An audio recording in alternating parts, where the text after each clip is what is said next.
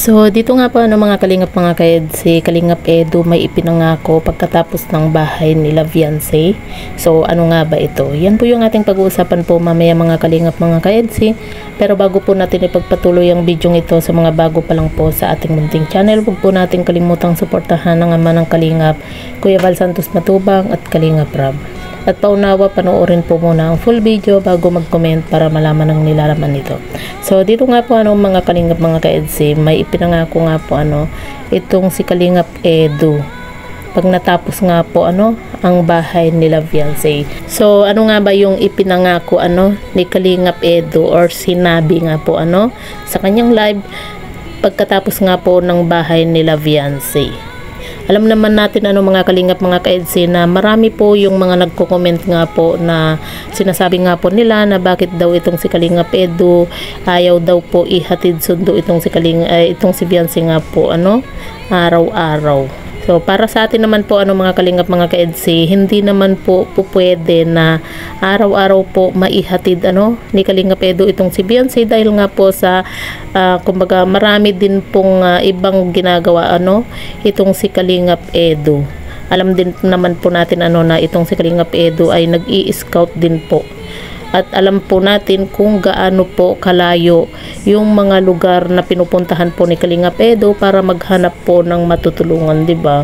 Kaya sana intindihin po natin itong si Kalingap Edu kung hindi man po niya laging maihatid sundo itong si Viancy nga po dahil nga po sa may pagkalayuan din naman po talaga yung bahay nga po ni Viancy, di ba? Biruin nyo, oras po yung biyahe kapag pupunta po kila Viancy, di ba? Hindi naman po pwede na kapag pumunta po itong si Kalingap Edu sa kila Viancy ay kumbaga yung bang sunduin lang agad itong si Viancy tapos sabay alis na, Siyempre minsan nandyan din yung konting chika-chika din, di ba, sa magulang ni Viancy, di ba, kung mag-usap-usap din, di ba?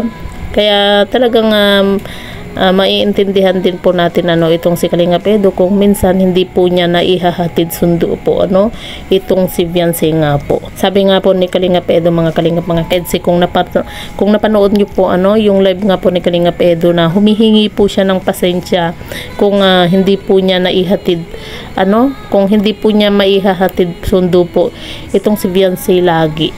Pero yun nga po mga kalingap mga kaedsi, sinabi naman po ni Kalingap Edu na once na matapos po yung bahay nga po nila Viancy, kahit araw-araw daw po niyang ihatid sundo po itong si Viancy dahil nga po sa malapit na yung kanilang bahay. O di ba? Malay niyo po, di ba?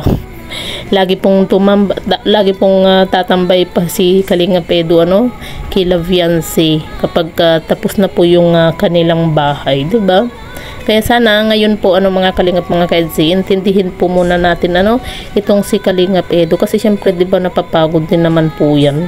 Lalo na pag nag-scout, 'di ba? Hindi rin po biro yung ginagawa po ni Kalingap Edu, 'di ba? Nag-i-scout po siya tapos may mga kagaya niyan pag may mga practice, may mga shooting, 'di ba?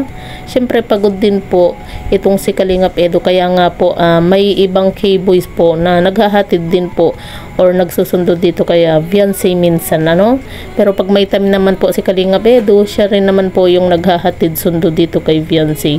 Kaya sana maintindihan po natin marami po kasi tayong nababasa mga kalingap na sinasabi nga po na bakit daw hindi hinahatid sundo daw po nitong si Kalingap Edu itong si Viancy. Kumbaga parang sinasabi po nila na pinapabayaan daw po Pero yun nga po mga kalingap mga kaedsi, malapit naman na pong matapos yung bahay nga po nila Viancy.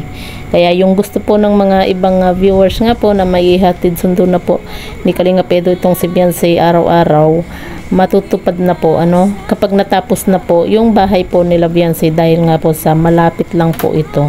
Kumbaga hindi na po oras yung bibiyahein po ni Kalingap Edu para masundo at hatid itong si Viancy nga po